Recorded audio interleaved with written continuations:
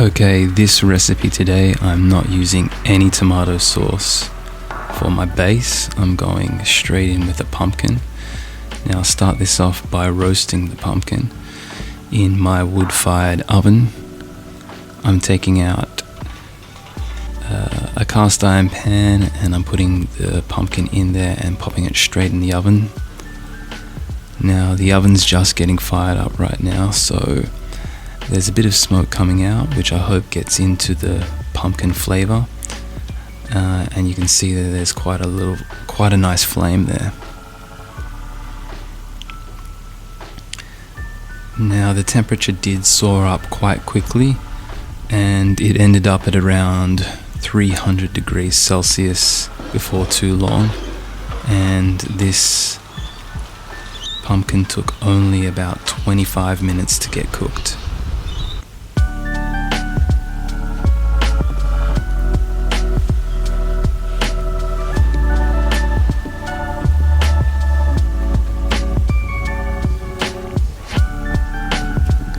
Okay, I took the pumpkin out and popped this chicken thigh straight on the pan. The pan is still hot and it is smoking. Chicken thigh goes straight back into the pizza oven, and before too long it is ready for a flip. Quite a lot of ash flew around in the oven there and ended up on the chicken. You can see those black bits there. So I'm leaving that wood ash on. I'm not too bothered by it. I'm going to give it a bit of an authentic wood oven taste. The pumpkin's been sitting covered while I got the chicken ready, and now I'm just going to peel off all the char and make it into a sauce.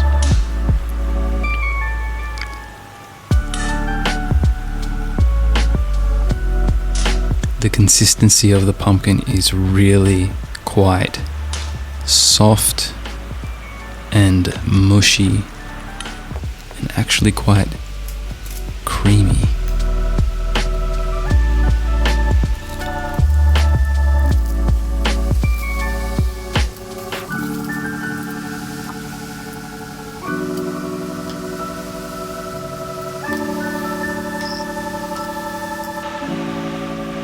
I'm adding some spices. I'll start with nutmeg. I'll put in some salt and finish it off with a bit of cinnamon. And I'll stir that all together, take out any black bits, any bits of char if I see them, and stir it up until it's nice and creamy. Now it's time to make the dough.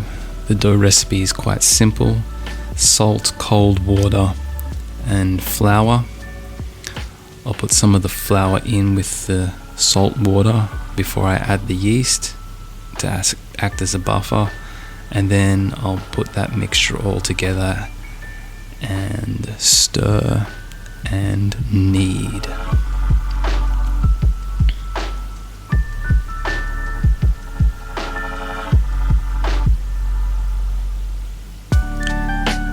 The whole process takes only about 10 minutes, and then you should have a nice elastic ball there. I'm going to let this ball sit overnight in an oiled bowl, and I'll leave it for 12 hours or more in a cool cupboard that sits at 15 degrees Celsius.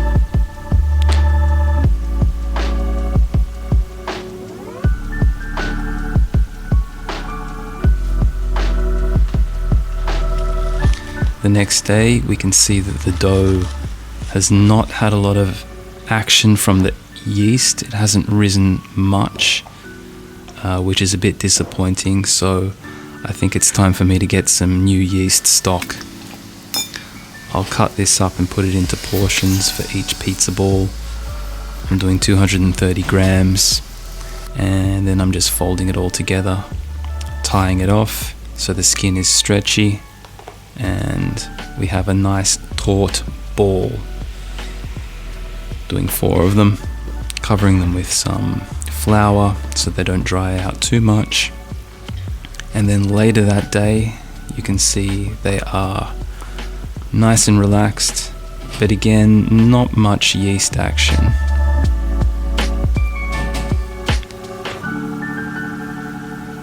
Pizza time now. I'm going to shape the ball into a pizza.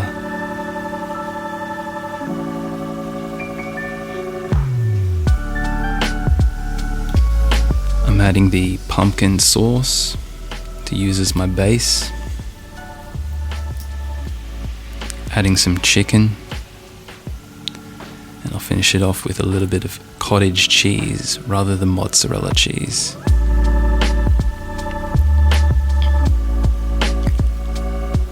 Okay, the oven tonight, I was having a bit of difficulty with it. It was a very windy day and I could not keep the heat in there very well. And I was also a bit reluctant to use too much wood because I was only doing 2 pizzas. So it cooked a little bit longer than it usually does. And here I am finishing it off with some basil and olive oil and cracked pepper.